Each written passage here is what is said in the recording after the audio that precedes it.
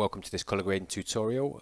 This is my first tutorial, so I'm going to try not to waffle too much and bore everyone to death.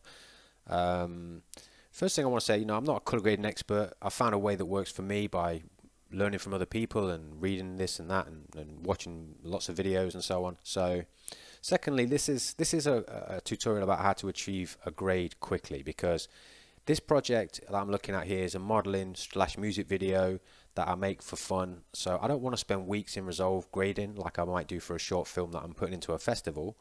I generally shoot these things in one shoot, edit and grade it in a day. So that's what we're aiming for. But we're aiming to do it with some accuracy as well, not just slapping a LUT on there and hoping it looks good. So first thing I want to talk about is picking shots that are going to help you achieve a consistent grade when you're putting your project together. And what I mean by that is this kind of project was shot run and gun. I went to Valencia, I had no idea where we were going to shoot, and I just shot in locations that I thought were good at the time, and then would worry about how that would come together in the edit when I got home and I saw the footage. So if you look at this footage here, these thumbnails, you'll see that, like for instance, this batch of shots all has the same kind of look because it's in the same location with that architecture, but that matches well with these shots, for example, that have a similar kind of pastel-y look. The architecture is quite similar. Same with these shots here, and they led the direction of the video because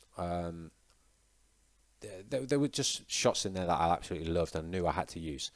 So then when I started looking at these shots here, which have got this yellow architecture, I know full well that those shots are not going to match if I try and shove those shots into the same edit. When I start putting the look on there, on this type of footage, for example, that look that looks good on that footage here is not going to work on this footage here.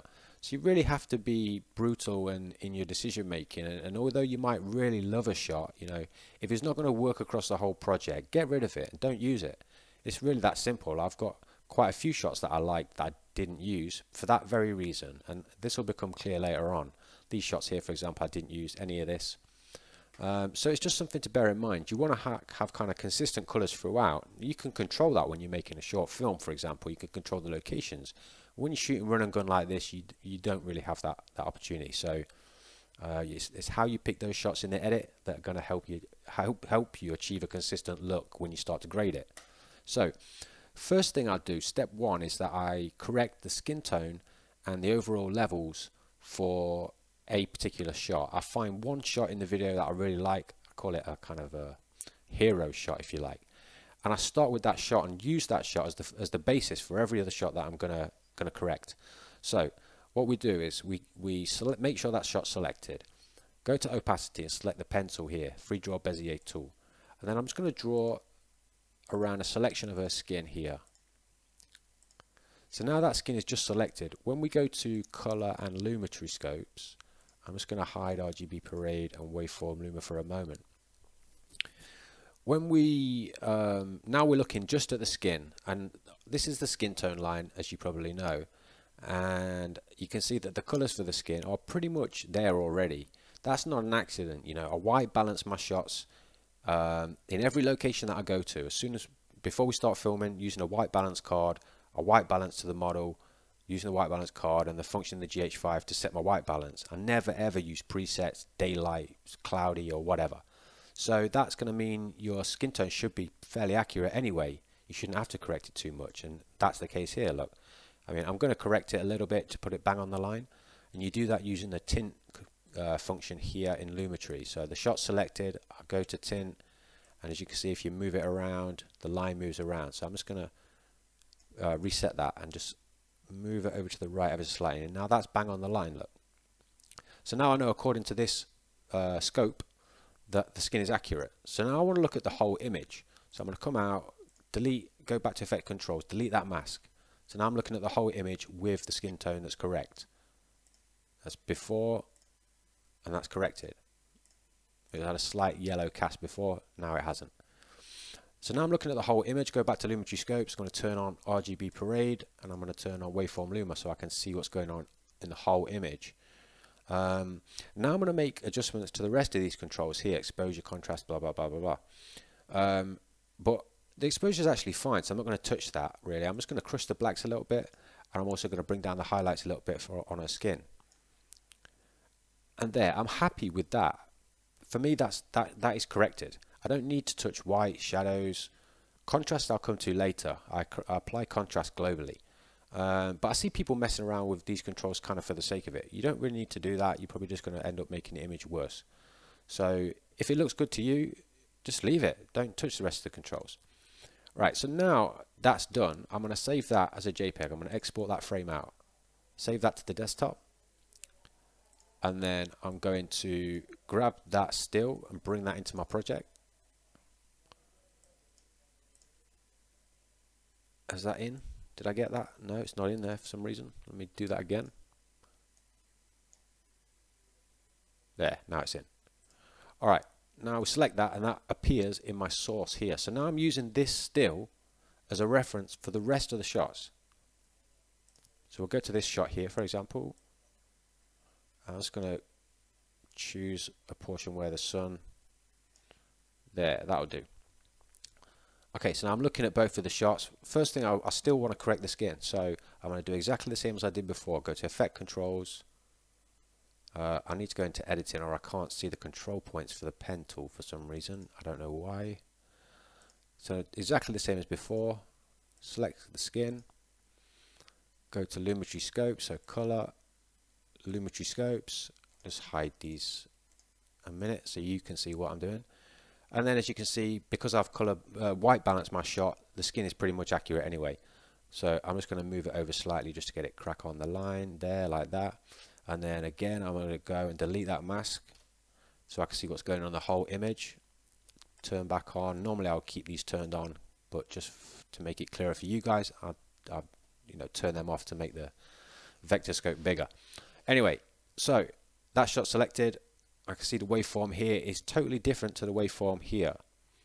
That doesn't matter. I mean, this is a different, it's the same location, but it's just a different angle. So the sun's changed, the architecture behind has changed. That's fine. What I'm interested in is if I look at this reference shot and this shot here, does she look the same? Is the sort of overall exposure the same?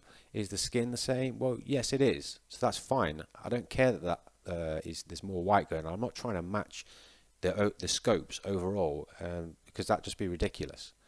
So all I'm going to do to this shot, again, make sure it's selected. I'm just going to go back to my scopes. I'm just going to crush the blacks down a bit, and literally that is all I'm going to do to that shot. So if we look at that shot and look at this shot, for me they match. They match where it's important. So basically, I repeat that process now across every single clip in the edit. That's quite a lot of clips there. So that seems like quite a boring, laborious thing to do. And it is, but once you get into the swing of it, it's actually a fairly quick process. It should take you, I don't know, half an hour, something like that. And it's fundamental. If you don't do that step, that fundamental step of matching those shots and making sure the talent, the actress, the model, whatever, looks consistent throughout the video, then when you apply the look, it's going to look terrible, because we're going to apply the look globally on an adjustment layer. So making that first step is crucial for this. So let's look at that adjustment layer. So if I highlight the adjustment layer, go to Effect Controls, we can see what I've got that creates my look. So I've got, in fact, I'm just going to go back to the original shot before I show the look. Okay, that's the original shot. Okay, so we've got Cosmo. This is a modeling video. Cosmo's for smoothing skin. I mean, she's got great skin anyway, but I still use it just very subtly. You probably won't see the result when I turn that on. That's on, but I can see it on my screen here, and it definitely makes a little, it definitely helps. That's global, so that will apply across all those clips. And then there's my look. I use Magic Bullet Film. You can use a LUT, you can use Film Convert, you can use whatever you like. Personally, I use Magic Bullet Film. All of this was shot in Sign D in 8-bit, because again, it's a modeling video and I want to work fast. I don't want to shoot in 10-bit and have massive files for a project like this. If I was making a short film, I'd probably shoot in Vlog in 10-bit, but that's a different story. So anyway, so the footage is flat, it's not log. So make sure that's flat, and then basically I just go through these negative and print stocks until I find a combination that works for this project. It's going to vary from project to project depending on the location, what kind of colors work, but after flicking through all of those stocks, we turn it on, you can see, boom, that's a massive difference. Now, I've taken the overall strength down to 90 from 100, and I've also taken the saturation down to 90 from 100. It's still a very saturated image, but I quite like that. I'm a big fan of Tony Scott, you know, kind of Man on Fire and Domino and that kind of thing. I'm not really a fan of this faded look that you see a lot nowadays. I like a lot of grain in my image as well, so I want to see some texture in there. So for me, I'm happy with that. The final thing that I've added is in Colorista. It's the same as Sharpen that you've got in Creative here in Lumetri, Sharpen, only it's called Pop, and I just find it does a better job. So if I scroll down in the settings here, you've got this thing called Pop, and that's what it does to your image. It makes it pop more. Again, it's subtle, so you won't be able to see if I turn that. When I turn that on, you probably can't see the result, but trust me, it's there. So those three things are applied globally across all of those clips. Now, because we took the step one in the first place and balanced everything out, if I go back to the beginning of the video and play it, you'll see that the look, hang on, it's a bit stuttery for some reason. Let's go back and do that again. So yeah, you can see that the look across all the clips works across all the clips, because in step one we balanced everything out, so that works nicely. So basically that is fundamentally how I do it. There's only one more step that I sometimes have to take, and that is if you find there's the odd shot here and there that doesn't quite match perfectly, because when you've applied your look, that might sort of change how the clips, it might change the overall sort of balance of the clips a little bit. Sometimes you may have to just go back into individual clips and your basic correction and just tweak with the exposure, contrast, highlights and so on. You might just have to tweak those a little bit more to get things to match. I generally don't find that happens if you've done step one correctly in the first place, but that's just final tweaking. If it needs it, you know, I do it. If it doesn't, I don't. And really that's it. So that's my process on how to do these quick grades. Like I say, it's not how I would work if I'm doing a short film. I would probably use you know, Resolve and spend a lot more time creating a unique look, but for these type of videos I think it works well.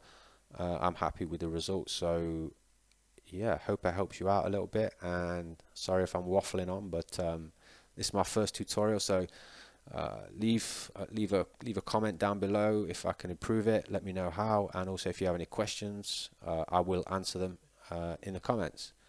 All right, thanks.